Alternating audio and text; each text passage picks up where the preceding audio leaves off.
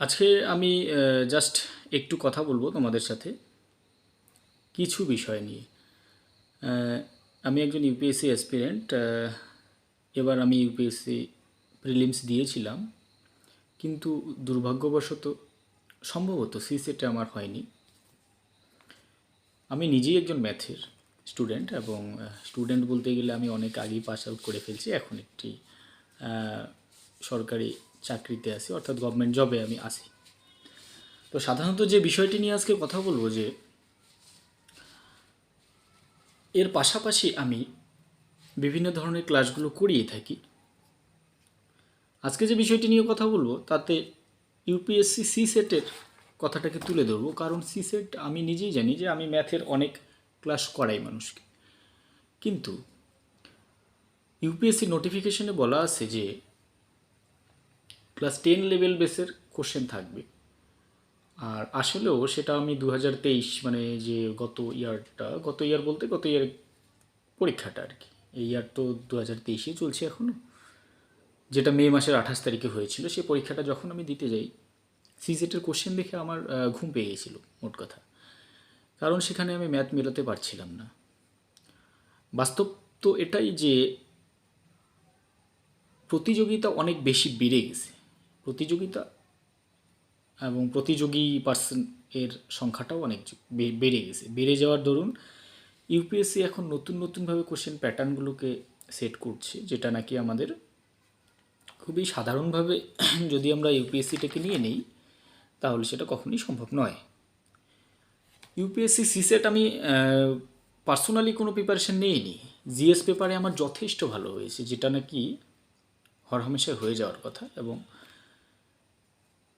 আমি বিভিন্ন coaching source থেকে অ্যান্সার শিটে মিলিয়েও দেখেছিলাম, যাতে আমার হয়ে যাওয়ার কথা ছিল, যা কাট অফ আসে তাতে হয়ে যাওয়ার কথা।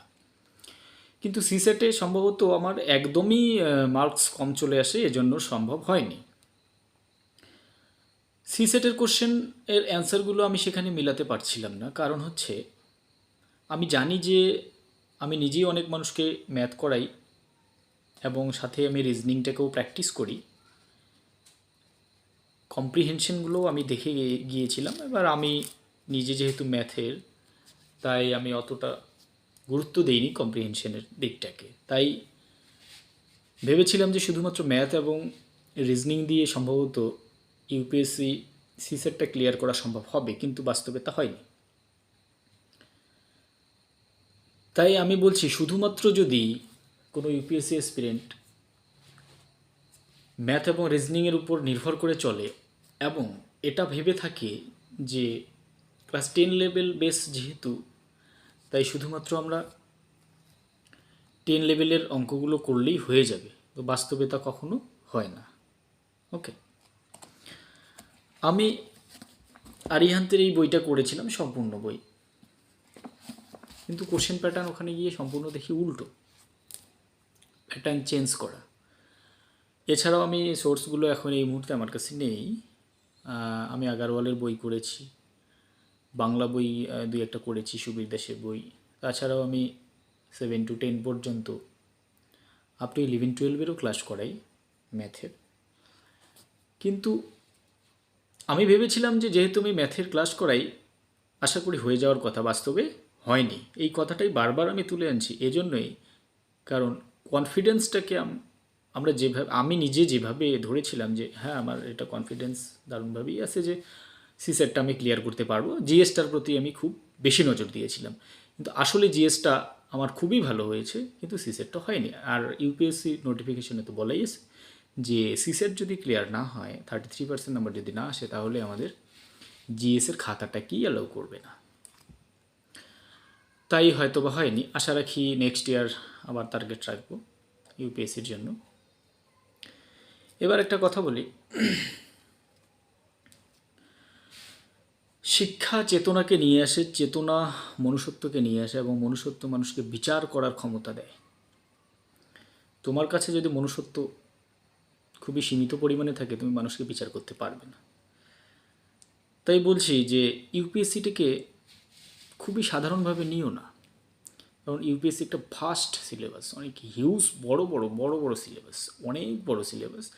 আমি ইউপিএসসির জন্য যত প্রিপারেশন নিচ্ছি তত যেন মনে হচ্ছে যে আমি আসলে কিছুই না।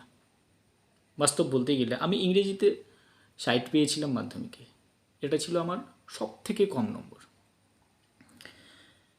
আমার মাধ্যমিক রেজাল্টের মধ্যে সব থেকে কম নম্বর। কারণ ইংরেজি আমি কিছুই জানি না, এখনও পর্যন্ত আমি জানি না যে ইংরেজি কীভাবে গ্রামাটিক্যাল পার্টগুলোকে করতে হয়, এখনও আমি অধরা এই বিষয়গুলোর বিষয়ে।